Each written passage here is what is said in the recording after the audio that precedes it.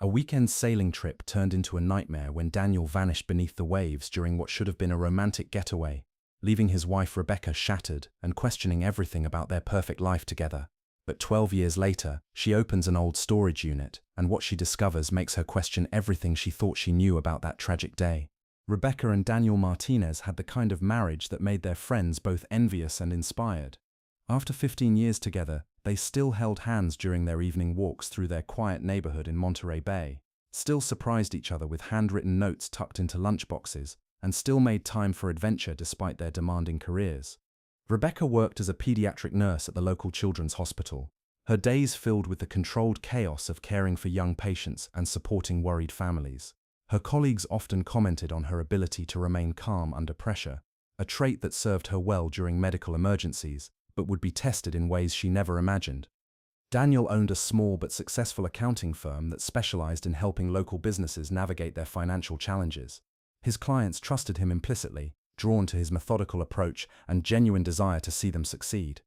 He had built his reputation on integrity and attention to detail, qualities that made him stand out in a profession often viewed with suspicion. Their shared passion was sailing. Every weekend that weather permitted, they would take their 32-foot sailboat out into the pristine waters of Monterey Bay. The boat, which they had named Serenity, represented more than just a hobby to them. It was their sanctuary, their place to reconnect after busy weeks, their floating haven where cell phones stayed below deck and conversations flowed as freely as the ocean breeze. Daniel had grown up around boats. His father had been a commercial fisherman, and some of his earliest memories involved learning to read the water, understanding wind patterns, and respecting the ocean's power. He passed this knowledge on to Rebecca when they first started dating, teaching her everything from basic knots to reading weather patterns. She proved to be a natural sailor, and their shared competence on the water gave them confidence to explore more challenging routes. Their home reflected their maritime passion. Nautical charts covered one wall of Daniel's home office, marked with routes they had sailed and destinations they hoped to explore. Rebecca kept a detailed log of their trips, complete with photographs and notes about weather conditions, wildlife sightings, and memorable moments. Their friends often joked that they were more comfortable on the water than on land. The couple had talked about children, but decided to wait until Daniel's business was more established. They wanted to be able to provide not just financially, but also emotionally, ensuring they had time to be present parents. Their boat trips often included conversations about the future, imagining teaching their future children to sail, sharing their love of the ocean with the next generation. Rebecca's parents had initially worried about their daughter's passion for sailing, concerned about the risks involved. But after joining them on several day trips and witnessing Daniel's expertise and caution, they came to understand why their daughter felt so at peace on the water. Daniel's calm confidence and obvious devotion to Rebecca's safety won them over completely. The Martinez couple was well known at the marina. Other sailors sought Daniel's advice on everything from equipment purchases to route planning. He never hesitated to help, whether it was assisting with a difficult docking maneuver or sharing his knowledge about local conditions. Rebecca often organized social gatherings for the sailing community, her warm personality making their boat a popular gathering spot for impromptu celebrations and sunset cocktails. Their relationship had weathered its share of challenges. Daniel's business had struggled during the economic downturn a few years earlier, and the stress had tested their marriage. Rebecca had worked extra shifts to help with finances, while Daniel had taken on clients he might normally have avoided. But they had emerged stronger, their communication skills sharpened by the experience of navigating difficult times together. The weekend that would change everything started like so many others, with Rebecca and Daniel poring over weather forecasts and marine charts at their kitchen table on Thursday evening. The National Weather Service was predicting perfect sailing conditions for the upcoming weekend: light winds, calm seas, and clear skies. Daniel traced a route on the chart with his finger, outlining a plan that would take them north along the coast to a secluded cove they had discovered the previous summer. The location offered protection from the prevailing winds and spectacular views of the rugged coastline. More importantly, it was far enough from the popular sailing areas to provide the solitude they craved. Rebecca prepared their provisions with her characteristic attention to detail. She packed their favorite foods: fresh sourdough bread from the local bakery, aged cheese from their preferred delicatessen, and the bottle of wine they had been saving for a special occasion. Her preparations included safety items as well: extra water, first aid supplies, and emergency communication equipment.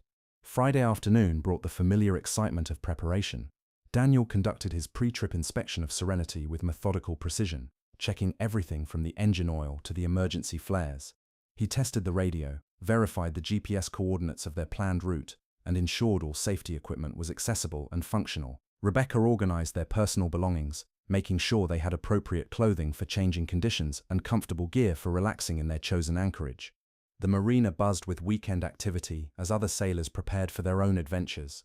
Daniel chatted with fellow boat owners, sharing information about current conditions and planned routes.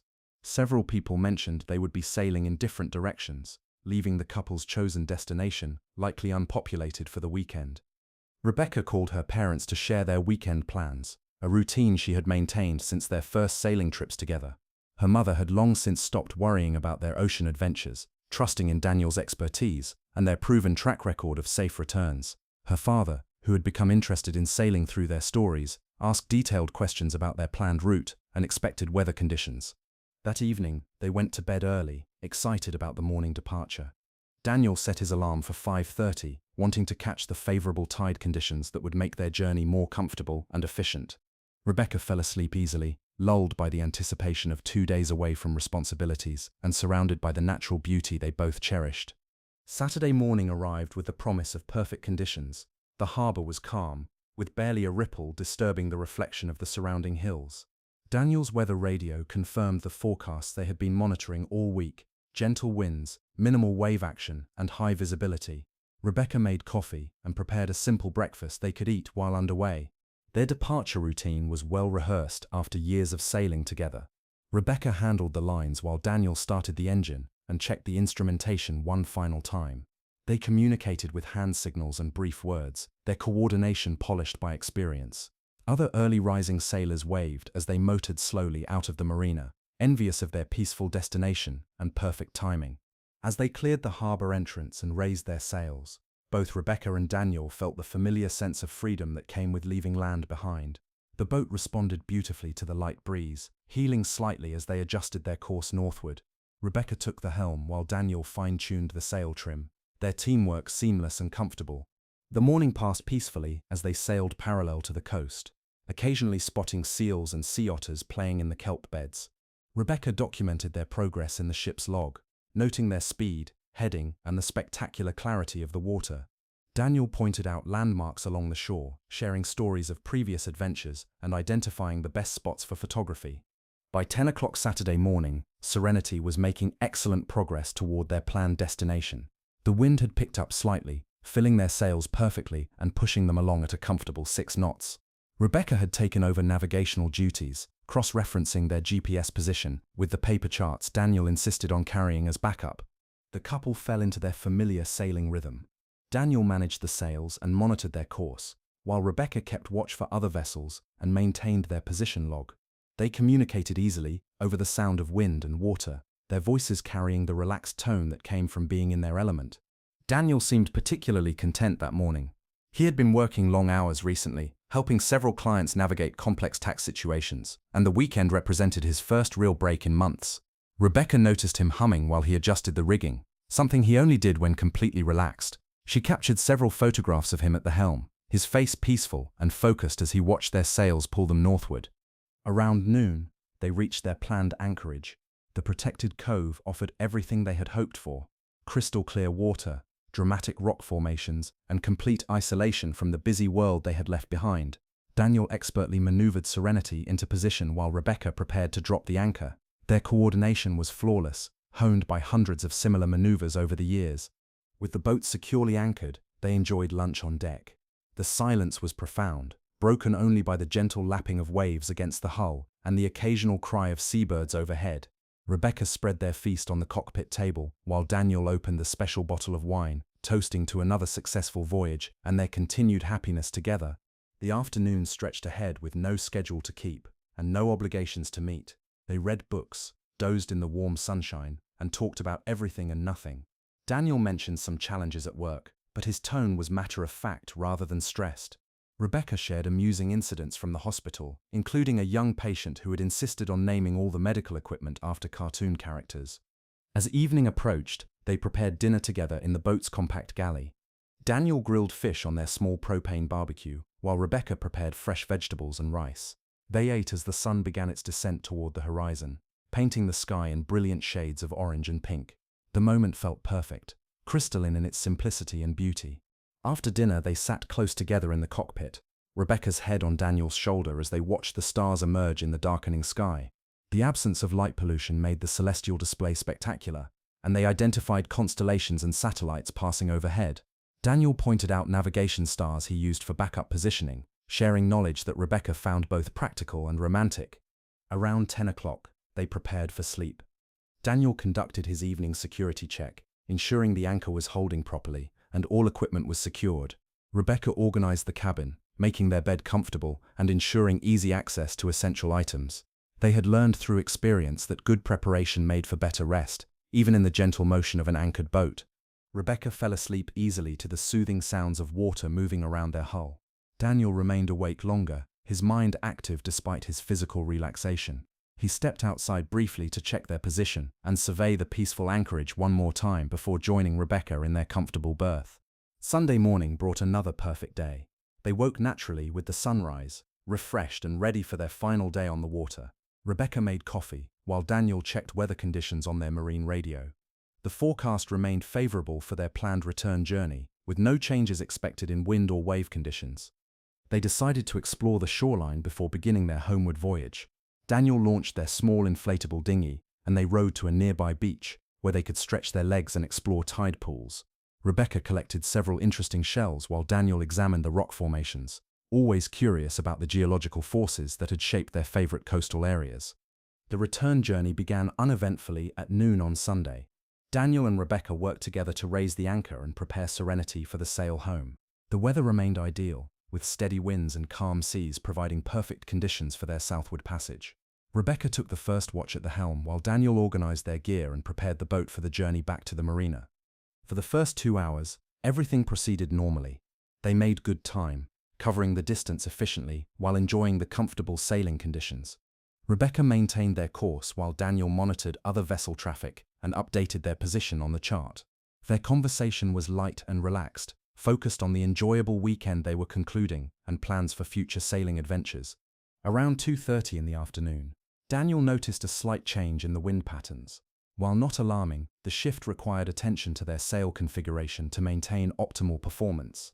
He moved forward to adjust the jib sheet, a routine maneuver he had performed thousands of times over his sailing career. Rebecca continued steering, maintaining their heading while he worked with the rigging. The sequence of events that followed would replay in Rebecca's mind countless times over the coming years. Daniel was making the sail adjustment when a larger wave, unexpected given the generally calm conditions, struck their boat at an unusual angle. The impact was not severe by sailing standards, but it caught Daniel off balance as he leaned over the side to reach the sheet. Rebecca heard a splash and turned to see Daniel in the water alongside the boat.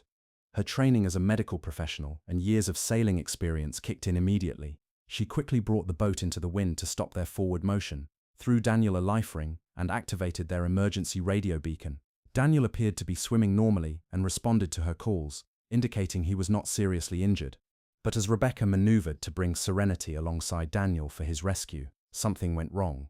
Daniel, who was an excellent swimmer and had been in similar situations before without panic, suddenly disappeared beneath the surface. Rebecca watched in horror as the man she loved vanished into the dark water, leaving only the life ring floating empty beside their boat. Rebecca immediately radioed a mayday call, providing their exact position and requesting emergency assistance. Her voice remained steady and professional despite her rising panic, delivering the information rescue services would need to respond effectively. She continued calling Daniel's name while searching the water around their boat, hoping to spot him surfacing. The Coast Guard response was swift and professional.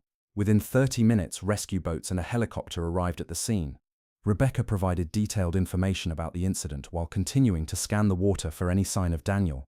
The rescue teams deployed divers and expanded their search pattern, using sophisticated equipment to locate anyone who might be underwater. For 4 hours, the search continued with increasing urgency as daylight began to fade. Rebecca remained on Serenity, which served as the command center for the operation, providing detailed information about Daniel's swimming ability, the exact circumstances of his fall, and the precise timeline of events.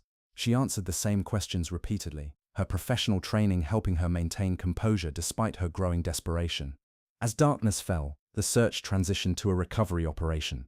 The Coast Guard commander gently explained to Rebecca that the chances of survival after so many hours in the water were minimal.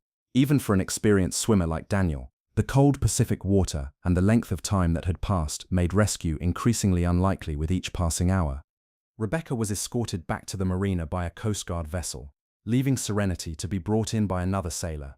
The boat that had been their sanctuary now felt like a crime scene, every detail loaded with significance and pain. She sat in the cabin where they had shared breakfast that morning, surrounded by reminders of their perfect weekend that had ended in unthinkable tragedy.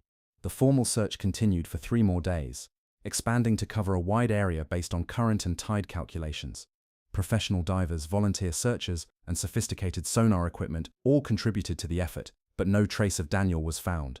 Rebecca remained at the marina throughout the search, hoping against hope for news that never came. The official investigation into Daniel's disappearance was thorough and professional. Coast Guard investigators interviewed Rebecca multiple times, reconstructing the timeline and circumstances of the incident with meticulous detail. They examined Serenity completely, looking for any mechanical issues or safety equipment failures that might have contributed to the tragedy. Rebecca cooperated fully with the investigation, despite her grief making concentration difficult. She provided detailed statements about Daniel's swimming ability, their standard safety procedures, and the exact sequence of events leading to his fall overboard. The investigators found no evidence of negligence or equipment failure, concluding that the incident was a tragic accident caused by an unfortunate combination of circumstances. The sailing community rallied around Rebecca with overwhelming support. Fellow boat owners organized meal deliveries, offered practical assistance with marina obligations, and provided emotional support during the darkest period of her life. Many shared their own stories of close calls on the water, emphasizing how quickly conditions could change and accidents could happen to even experienced sailors. Daniel's business clients were shocked by the news. Several offered to help Rebecca navigate the complex process of closing his accounting practice and handling his professional obligations. His reputation for integrity and competence meant that clients trusted Rebecca to make decisions about transferring their accounts and accessing their financial records. The memorial service drew hundreds of attendees, reflecting the impact Daniel had made on his community through both his professional work and personal relationships. Rebecca spoke about their shared love of sailing and their dreams for the future, her voice steady despite the enormous loss she was processing. The service concluded at the marina, where the sailing community held a traditional ceremony honoring those lost at sea. Rebecca's family provided constant support during the initial months following the tragedy. Her parents moved temporarily to be near her, helping with practical matters while she navigated grief and the complex process of becoming a widow at age 38. Her mother particularly understood the unique challenges of losing a spouse unexpectedly, having faced similar circumstances when Rebecca's grandfather passed away suddenly years earlier. Returning to work proved both challenging and therapeutic. Rebecca's colleagues at the Children's Hospital provided understanding and flexibility as she adjusted to her new reality. Caring for young patients and supporting their families gave her purpose and perspective during the healing process. Children, she discovered, had a remarkable ability to offer comfort through their innocent observations and unfiltered compassion. The insurance process was complicated, but eventually resolved in Rebecca's favor. Daniel had maintained excellent life insurance coverage, reflecting his responsible approach to financial planning. However, the money felt meaningless compared to the loss she had experienced. She used portions of the settlement to establish a maritime safety foundation in Daniel's memory, focusing on education and equipment for small boat operators. Serenity remained at the marina for months while Rebecca decided what to do with the boat that held so many memories. Several people offered to purchase it, understanding that she might not want to keep something so closely associated with the tragedy.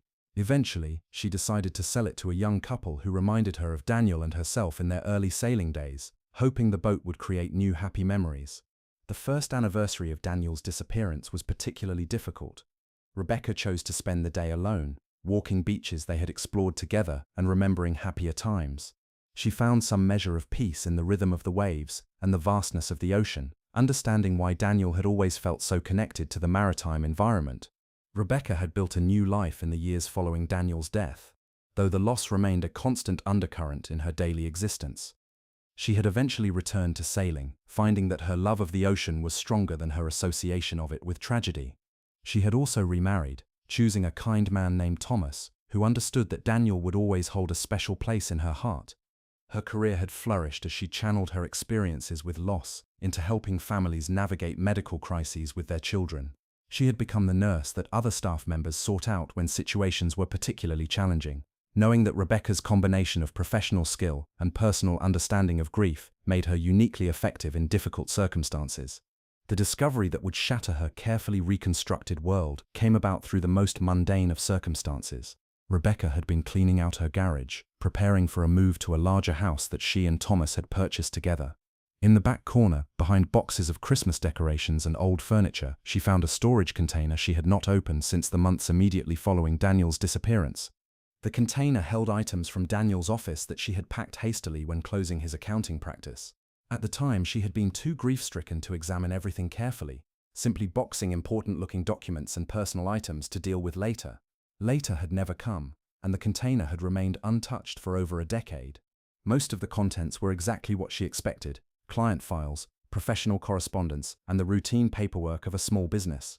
But near the bottom of the container, wrapped in an old towel, she found something that made no sense: a cell phone she had never seen before, along with a small notebook filled with Daniel's handwriting. The phone was an older model, the type that had been popular several years before Daniel's disappearance. Rebecca stared at it in confusion, trying to remember whether Daniel had ever mentioned having a second phone. He had been meticulous about technology, preferring to keep business and personal communications on the same device for simplicity. The notebook was even more puzzling. Daniel's neat handwriting covered page after page with what appeared to be financial calculations, but the numbers and accounts were unfamiliar to Rebecca. She recognized his distinctive style of notation, developed over years of accounting work, but the content made no sense in the context of his legitimate business operations. Rebecca plugged the phone into a charger, her hands shaking as she waited for it to power up. When it finally activated, she discovered text messages and call logs that dated from the months leading up to their final sailing trip. The messages were cryptic, filled with references to packages, deliveries, and final arrangements that meant nothing to Rebecca but clearly had significant importance to Daniel. One series of messages particularly caught her attention.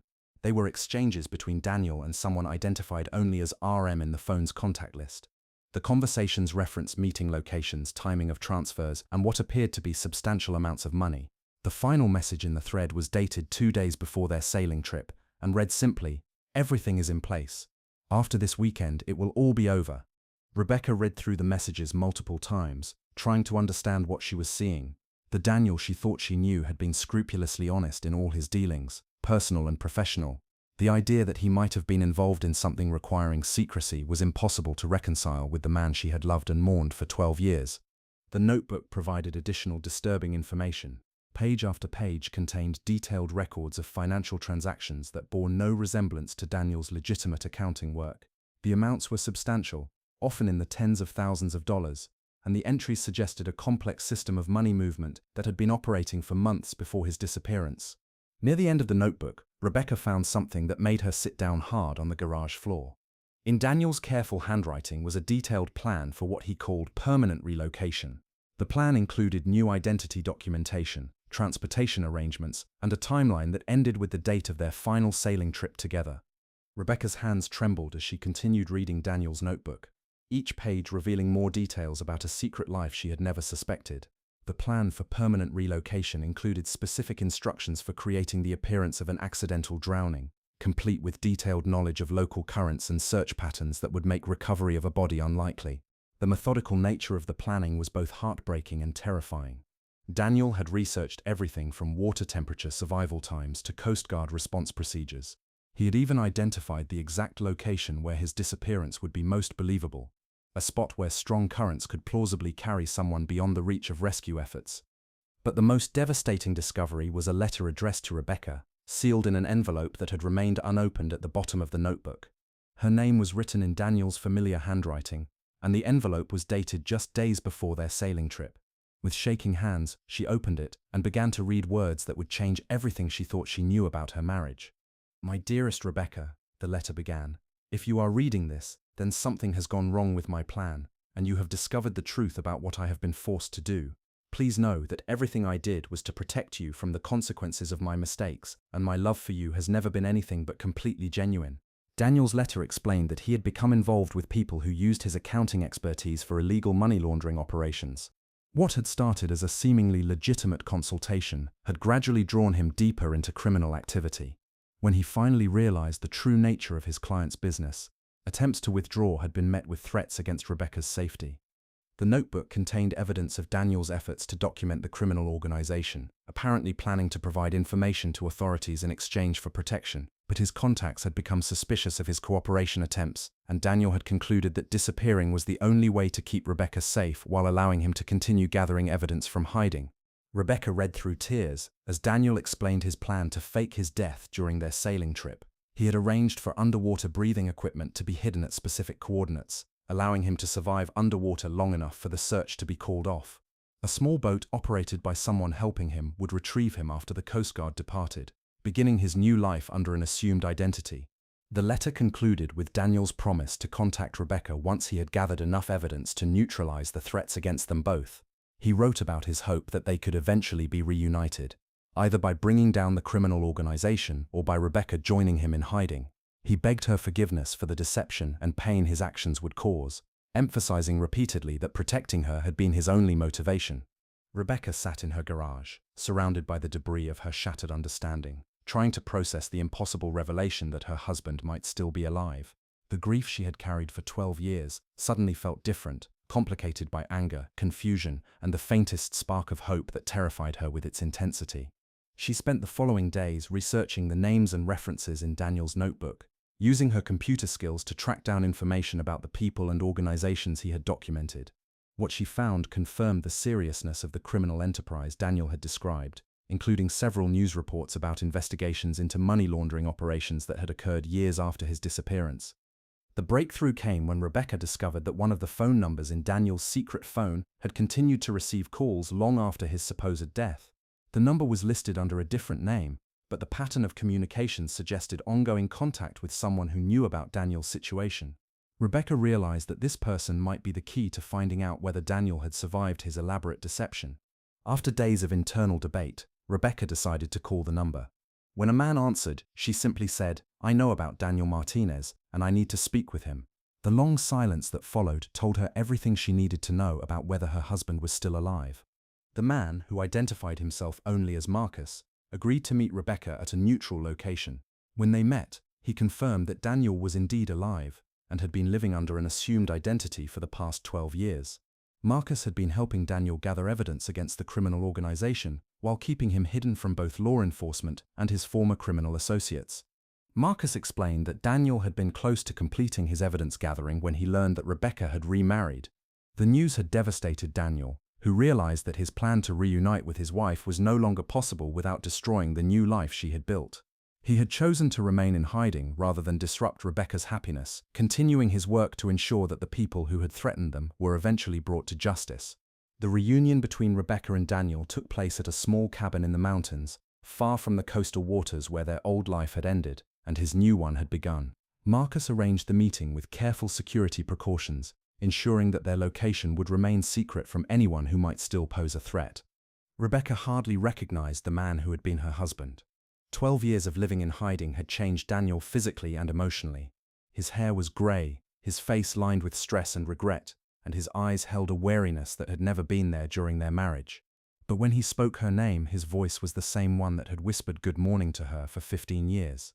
Their conversation lasted for hours, Daniel explaining the full details of his situation, while Rebecca struggled to process the reality of his survival. He told her about the evidence he had gathered, the criminal organization that had finally been dismantled through his patient work, and the new identity he had been forced to maintain, even after the original threats were eliminated. Daniel's greatest pain, he revealed, had been learning about Rebecca's remarriage. He had been preparing to contact her, finally free from the dangers that had forced his disappearance, when Marcus informed him that she had found happiness with someone else. Daniel's love for Rebecca had made him choose her happiness over his own desire for reunion, accepting that his deception had cost him the right to disrupt her new life. Rebecca found herself torn between anger at the deception that had shaped 12 years of her life and compassion for the impossible situation Daniel had faced. She understood that his choices had been motivated by love and protection, but the cost of those choices had been enormous for both of them. The woman who had mourned his death and rebuilt her life was not the same person who had sailed with him that final weekend. The practical implications of Daniel's survival were complex. Legally, he had committed fraud by faking his death and claiming life insurance benefits, though the money had been untouched in accounts managed by Marcus. The evidence he had gathered against the criminal organization had been instrumental in multiple prosecutions. providing some justification for his actions but not eliminating the legal consequences. Rebecca made the difficult decision to help Daniel turn himself into authorities, working with prosecutors to negotiate a resolution that acknowledged both his crimes and his cooperation in bringing down a dangerous criminal enterprise. The process was lengthy and emotionally exhausting, requiring Rebecca to testify about her knowledge of events while navigating the impact on her current marriage. Thomas, Rebecca's second husband, demonstrated remarkable understanding and compassion throughout the revelation process. While the situation was devastating for their marriage, he recognized that Rebecca needed to help Daniel find resolution and closure. Their relationship would not survive the discovery, but Thomas's grace during the crisis reinforced Rebecca's belief in the fundamental goodness of people. Daniel ultimately received a suspended sentence in exchange for his cooperation and the extraordinary circumstances that had led to his actions. He was required to make restitution for the insurance fraud and complete community service, but avoided prison time due to the evidence that his actions had been motivated by necessity rather than greed. The media attention surrounding the case was intense but brief. Rebecca and Daniel's situation became a cautionary tale about the unexpected consequences of criminal involvement and the lengths people might go to protect those they love. Several documentary producers approached them about telling their full narrative, but both declined, preferring to process their experiences privately. Rebecca and Daniel spent months in counseling, both individual and joint sessions, working to understand how their relationship could move forward given everything that had happened. The love that had sustained their marriage was still present, but it was complicated by years of deception, grief, and separate growth. They were different people than they had been on that final sailing trip, shaped by experiences the other had not shared. Ultimately, they decided to attempt rebuilding their relationship, acknowledging that it would be a new marriage rather than a continuation of their old one. The process was challenging and uncertain, requiring them to establish trust and communication patterns that could accommodate the weight of their shared past while allowing for the possibility of a different future. The greatest lesson Rebecca took from the experience was the crucial importance of truth in authentic relationships. While Daniel's deception had been motivated by love and protection, the cost of that deception had been enormous for both of them. She realized that facing difficult truths together, however painful, was preferable to the isolation and misunderstanding that secrecy created. Their experience also highlighted the unpredictable nature of life and the importance of cherishing present moments. Rebecca had spent 12 years grieving a loss that had not actually occurred, while Daniel had spent the same period hiding from a life he desperately wanted to rejoin. Both had learned that time could not be recovered once it was lost to circumstances beyond their control. Today, Rebecca and Daniel are rebuilding their marriage one day at a time, sailing again on weekends but with a deeper appreciation for both the beauty and the risks that water represents. Their experience has made them advocates for victims of criminal coercion and supporters of programs that help people escape dangerous situations without resorting to deception. The story of Rebecca and Daniel Martinez reminds us that truth, however difficult, forms the foundation of authentic relationships and meaningful lives. Their experience demonstrates that love can survive even the most challenging circumstances, but only when built on honesty and mutual understanding. What truths might you be avoiding in your own relationships? Are there conversations you have been postponing because they seem too difficult or too risky? Rebecca and Daniel's journey shows us that while truth can be painful, deception ultimately causes far greater suffering for everyone involved. I encourage you to reflect on the relationships that matter most in your life and consider whether there are ways you could communicate more openly and honestly with the people you care about. Small acts of authentic communication can prevent the kind of misunderstandings that create lasting damage to our connections with others. If this narrative resonated with you, please share it with someone who might benefit from its message about the power of truth in relationships. Subscribe to True Crime Village for more real-life stories that offer valuable insights into human nature and the choices that shape our lives.